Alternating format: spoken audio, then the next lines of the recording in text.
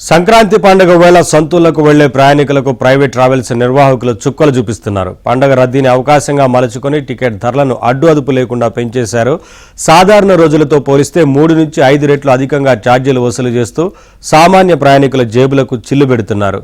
కొన్ని మార్గాల్లో అయితే బస్సు ఛార్జీలు ఏకంగా విమాన టికెట్ల ధరలతో పోటీ పడుతున్నాయి.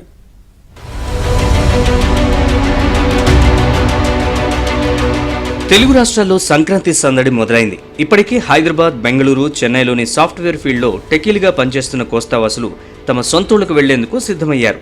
అయితే ఇప్పటికే రైళ్లలో రిజర్వేషన్ జరిగిపోయి చాంతాడంత వెయిటింగ్ లిస్టులున్నాయి.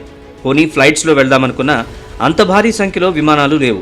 సీటింగ్ కెపాసిటీ కూడా తక్కువగా ఉంటుంది. ఆర్టీసీ బస్సుల్లో కూడా రిజర్వేషన్ జరిగిపోయింది. దీంతో హైదరాబాద్, చెన్నై, బెంగళూరు నుంచి ఆంధ్రాలోని సొంతూళ్లకు వెళ్లేవారు ప్రైవేట్ ట్రావెల్స్ని ఆశ్రయించక తప్పడం లేదు. దీంతో ఆ డిమాండ్ని ప్రైవేట్ ట్రావెల్స్ సొమ్ము చేసుకుంటున్నాయి. అందిన కాడికి ఛార్జీలు వసూలు చేస్తూ ప్రయాణికులకు చుక్కలు చూపిస్తున్నాయి. పరిధి దాటి ఛార్జీలు వసూలు చేస్తున్న ప్రభుత్వాలు మాత్రం నిమ్మకు నీరెత్తినట్లు వ్యవహరిస్తున్నాయనే విమర్శలు వెల్లువెత్తుతున్నాయి. అయితే ప్రైవేట్ ట్రావెల్స్ దోపిడీని అరికట్టాలంటే ఏపీ, తెలంగాణ ఆర్టీసీలు తమ బస్సుల్ని పెంచడంతో పాటు ప్రభుత్వం కూడా ప్రైవేట్ ట్రావెల్స్ పై నియంత్రణ విధించాలని ఏపీఎస్ఆర్టీసీలోని యూనియన్ నేతలు కోరుతున్నారు. వాళ్ళ ప్రైవేట్ ఆపరేటర్స్ని కట్టడి చేయాలంటే ఆర్టీసీల బస్సుల సంఖ్య పెంచుకోవాలి. అప్పుడే ప్రజలకు మరింత సేవ చేసే అవకాశం ఉంటుంది. ఈ దోపిడీని కూడా నివారించే పరిస్థితి ఉంటుంది. అలాగే ఇటీవల కాలంలో ప్రైవేట్ ఆపరేటర్లు బస్సులు ఏ విధంగా ప్రమాదానికి గురవుతున్నారో, ఏ విధంగా చనిపోతున్నారో అందరికీ తెలిసిందే. కాబట్టి వెంటనే ఆ విధంగా చర్యలు తీసుకొని ప్రజా రవాణా వ్యవస్థను పటిష్టపరిచి ప్రజలకు మరింత సేవలు అందించాలని, అలాగే ప్రజలను దోచుకుంటున్న ప్రైవేట్ ఆపరేటర్లను కట్టడి చేయాలని చెప్పేసి మేమైతే విజ్ఞప్తి చేస్తున్నాం. హైదరాబాద్ నుంచి విశాఖపట్నం వెళ్లాలంటే స్లీపర్ బస్ టికెట్ ధర 8,000 రూపాయలు పలుకుతుంది. మళ్లీ తిరిగి వెళ్లాలన్నా అదే స్థాయిలో టికెట్ ఛార్జీలు ఉంటున్నాయి. దీంతో ఒక్కొక్క కుటుంబం స్వగ్రామాలకు రావాలంటేనే 1,000 రూపాయలు టికెట్ల రూపంలో వెచ్చించాల్సి వస్తుందని పలువురు ఆందోళన చెందుతున్నారు.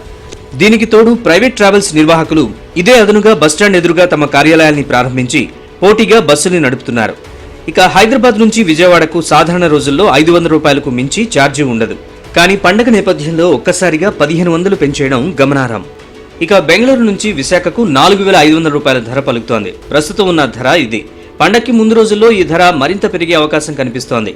ఇప్పటికైనా ప్రభుత్వాలు స్పందించి ప్రైవేట్ ట్రావెల్స్ దోపిడీని అరికట్టాలని ప్రయాణికులు కోరుతున్నారు. పండగ సందర్భంలో ఏదైనా డిమాండ్ ఉంటుంది కాబట్టి డిమాండ్ని బట్టి ప్రైవేట్ సర్వీస్ వాళ్ళు అక్రమంగా వాళ్ళకి ఒక నిబంధన లేదు, ఒక పద్ధతి లేదు లేకుండా వాళ్ళకి ఇష్టం వచ్చినట్టుగా వాళ్ళు రేట్లు పెంచుకుంటూ ఉంటారు.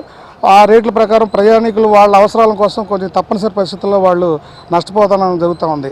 బెంగళూరు నుంచి విజయవాడకు సాయి ఆర్కి ట్రావెల్స్, శ్యామోలి, ప్రముఖ్, శ్రీ మణికంఠ తదితర ప్రైవేట్ ట్రావెల్స్ కు చెందిన బస్సులు రాకపోకలను సాగిస్తుంటాయి. ఈ బస్సులు అత్యధికంగా 4,500 నుంచి 3,600 రూపాయల వరకు ఛార్జీలు వసూలు చేస్తున్నారు. చెన్నై నుంచి విజయవాడకు వచ్చే ప్రైవేట్ బస్సుల్లో కూడా ఛార్జీలు ఎక్కువగానే ఉన్నాయి. చెన్నై నుంచి విజయవాడకు ఎక్కువగా నేషనల్ ట్రావెల్స్, వైబీఎం ట్రావెల్స్, ప్రముఖ్ వంటి సంస్థలు బస్సులు నడుపుతున్నాయి. ఇవన్నీ కూడా గరిష్టంగా 3,300 నుంచి 3,200 రూపాయల వరకు ఛార్జీలను నిర్దేశించాయి.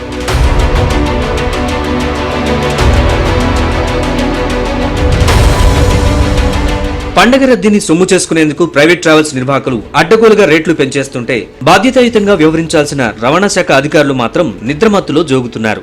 ప్రైవేట్ ట్రావెల్స్ సంస్థలు వెబ్సైట్స్ లో పెట్టి బహిరంగంగానే అధిక ఛార్జీల్ని వసూలు చేస్తున్నా రవాణా శాఖ అధికారులు చర్యలు తీసుకోవడం లేదు. ఎలాగో సాధారణ రోజుల్లో ఎన్ని నిబంధనలను అతిక్రమించినా పెద్దగా పట్టించుకోరు.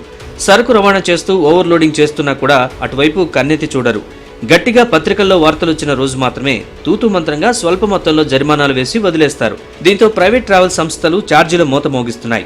ఇప్పటికైనా రవాణా శాఖ అధికారులు స్పందించి ప్రైవేట్ ట్రావెల్స్ పై చర్యలు తీసుకోవాలని సామాన్య ప్రయాణికులు కోరుతున్నారు.